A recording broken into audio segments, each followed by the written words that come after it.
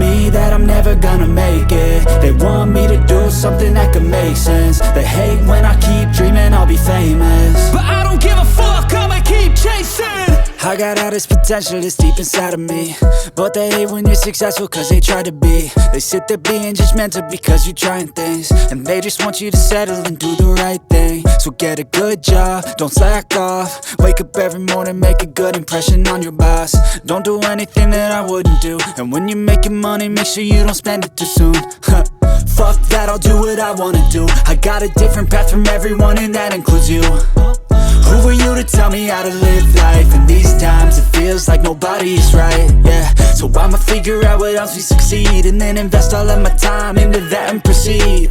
I need whatever the hell could make me happy, and I don't think you have a clue what could that be. They tell me that I'm never gonna make it. They want me to do something that can make sense. They hate when I keep dreaming I'll be famous, but I don't give a fuck, I'ma keep chasing.